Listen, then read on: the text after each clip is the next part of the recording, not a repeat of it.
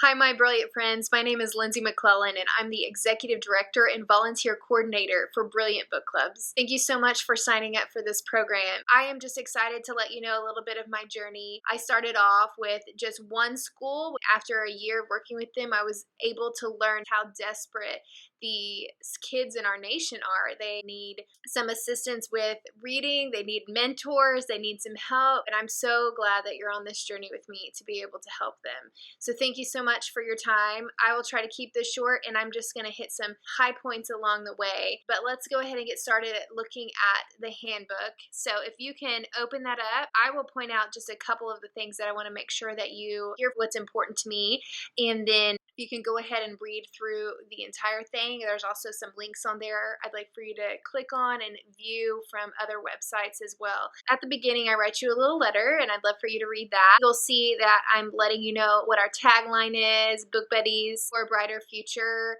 Our mission is to help kids become brilliant, bright, and exceptionally clever in their reading and life skills by mobilizing book buddies to mentor them in book clubs. Our goal is to assist and support schools and teachers in the efforts to address the alarming rates of illiteracy present in our nation's youth by organizing and equipping community members to mentor elementary students during weekly lunchtime book clubs. It's our hope that students exceed their grade requirements for literacy and that BBC and its volunteers make a significant impact in local and then national school dropout rates, crime, and poverty. Then you can see a little bit about our funding and the accreditation. So if you keep going, I would like you to take a moment to just take in these statistics. It shows that the majority of the kids in our state and in our nation, more than half, are not reading at their level that's required of them in fourth grade. And statistically speaking, if they are behind in their reading levels at third or fourth grade and they're in poverty, they are 8 times less likely to graduate high school. And if they don't graduate high school, they're 8 times more likely to be incarcerated.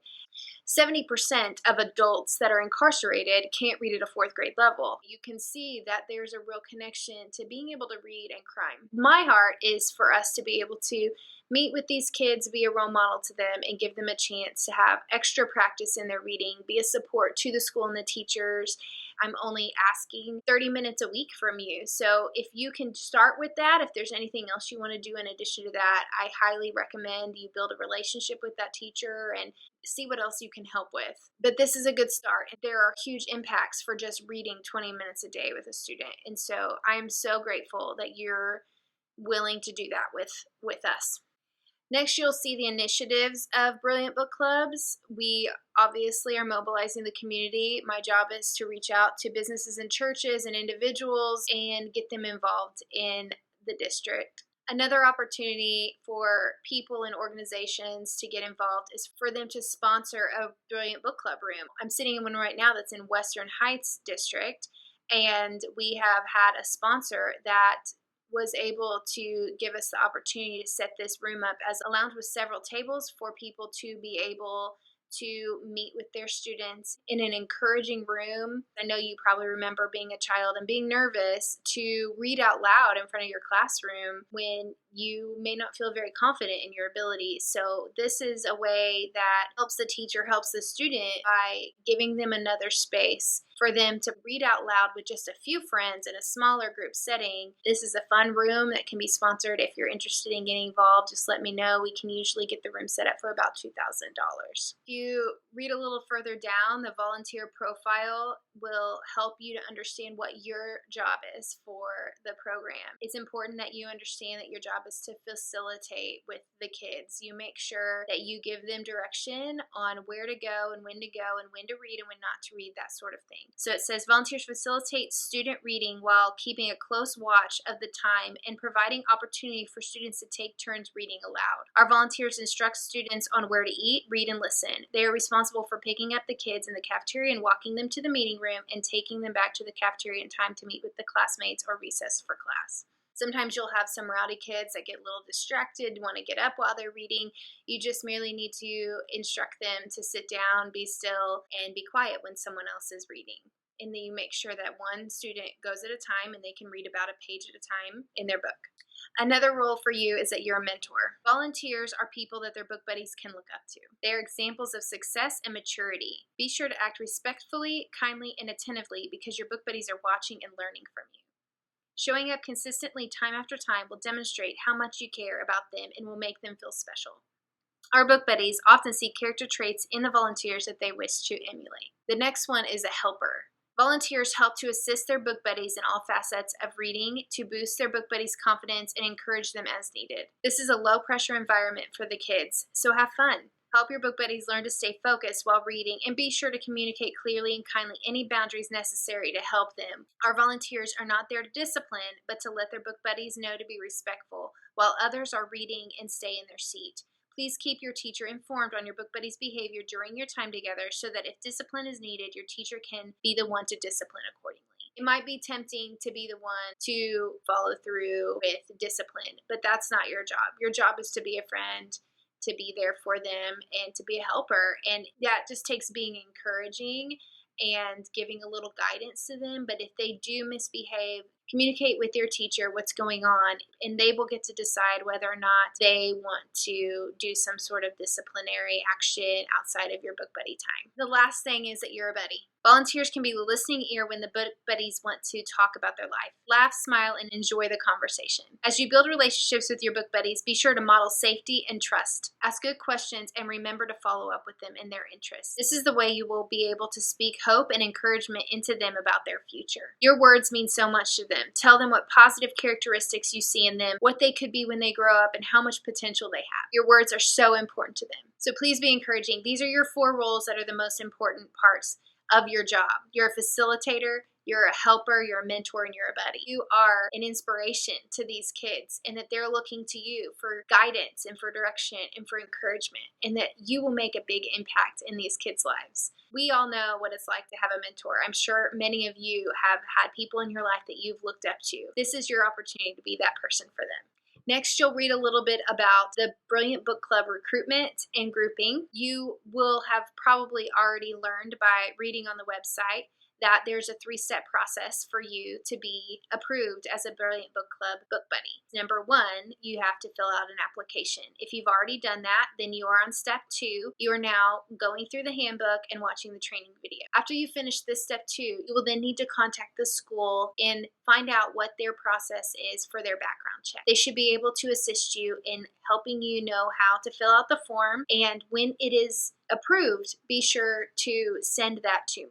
I need that in written form, so if you can ask for them to have it in email form that they can forward to brilliantbookclubs@gmail.com, that would be the best way. The way that we group our kids with the volunteer is based on a couple factors. 1, you get to choose the day of the week that you want to meet, but 2 is based on the time of the day that you want to meet with them.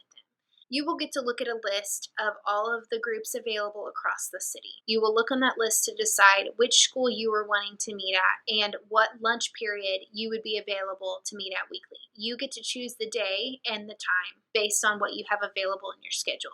Next, you will look at the BBC participation policies and protocol. Qualifications. As you know, you just have to read at a 6th grade level in order to be able to be a book buddy. So you do not have to have a background in teaching or education in order to be a book buddy. Commitment. The volunteers' commitment to their book buddies is important. It is best that the students' volunteers can come consistently over the course of the school year. Some of you may find that you have some sort of vacation or you're taking leave if you're in the Army or military. We encourage you to go ahead and sign up and take note with the teacher that you may not be able to come for part of the year. However, we do encourage that you try to make this commitment long-term, that you stay for the duration of the school year. We don't want the kids to feel any sort of abandonment. But if you do have something come up, please be in contact with the students and the teacher. Just let them know, heads up, I'm going to be missing a couple days or a couple months coming up. If for some reason you're not able to make it to your meeting, you need to make sure that you stay in contact with your teacher about that as well. If you become sick that day or if an emergency happens, those things are completely understandable. just make sure that you communicate that with your teacher. And if you can, reschedule for another day of that week. Meals and food policy, you don't have to eat with the students while you're with them, but you're welcome to just make sure that you go ahead and use the guidelines that the school uses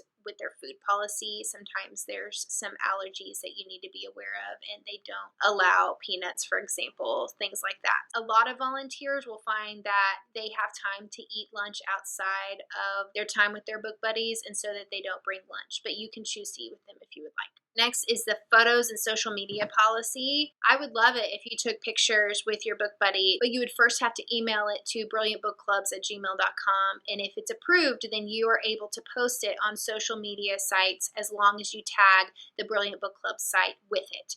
Otherwise, you cannot post photos of you and your students without permission and without tagging the program. Gift giving, you can give gifts. We just encourage you use a little discretion around other students and make sure that you notify the teacher that you're giving them a gift. BBC guidelines for child safety. This part is probably the most important part when it comes to being involved with children. These schools have given Brilliant Book Clubs permission to recruit as long as we make sure that the number one priority is that these volunteers are safe. That's why we do the application process, and that's why I have you do a background check, which is required by the district. But this handbook, the most important page on this is about the children's safety. So I highly encourage you to read through every detail on this and click on the links that are necessary. I do encourage you have proper boundaries, that you have good conduct of behavior, that you understand how not to touch children. You need to make sure that you only touch them on their shoulders, if side hug if possible, only if they want it, to be the ones to initiate it first, things like that. So that's all described in this manual. I'd love for you to look through it and make sure you understand what is the healthy way to interact with the students. Another couple things is the restroom rules and the dress code. Make sure that you do not go in the restroom with any of your students. Don't ever leave your students alone. Make sure your door is open to the room that you are in. You never leave the door shut and be alone with, even if there's other volunteers, you do not shut the door. You keep the door open to whatever room you're in. Those sort of things are mentioned in the handbook as well. Guidelines for child safety. This whole section is about whether or not you suspect any type of abuse with the child in their home, or if you even witness any kind of abuse with the students while you're with them. This is something that you need to make sure to read in detail of what you need to do here. There's a link for a page that you need to look at on how to handle that sort of situation. If something happens on your watch, you need to make sure to get in touch with the teacher. You should have their number.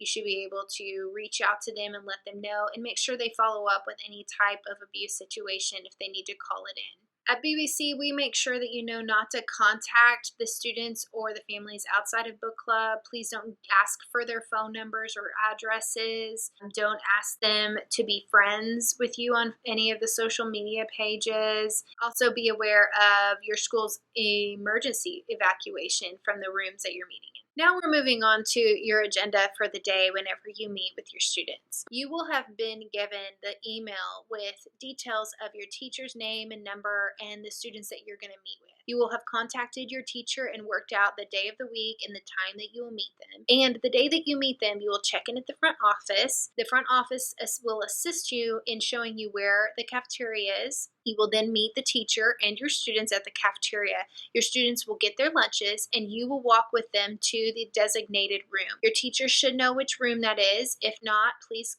ask and find out which room the Brilliant Book Club volunteers are supposed to meet at. This is different in every school. Sometimes there's a room like this that you can meet in, sometimes it's a library. They will let you know where they want you to meet for that day, and the teacher will also be able to let you know what books to read. Especially on the first day, make sure that you just spend some time getting to know the students. No pressure to read if you don't even want to. Just take some time to get to know them and be their friend. But for all the following times, what you'll do is you'll go in and you'll sit down with the students, you'll show them where to sit, and then they'll pick out a book. Some schools will have several books for each student to be able to have one of their own, but a lot of schools do not. So you will just have them read a page of a book and pass it on, read a page of the book and pass it on, and you will just facilitate that as they're there. And you'll make sure, like we said, that each student is doing what they need to be doing. They can be eating and listening while the other student is reading. You'll get to do that for the duration of their lunch period. That's usually about 20 or 30 minutes. As soon as your time is up, you will have them clean up their mess, make sure that they throw away what's trash and then put back what isn't that needs to go to the cafeteria, and you can walk them back to the cafeteria to meet with the rest of their classroom. And that is your agenda for the day.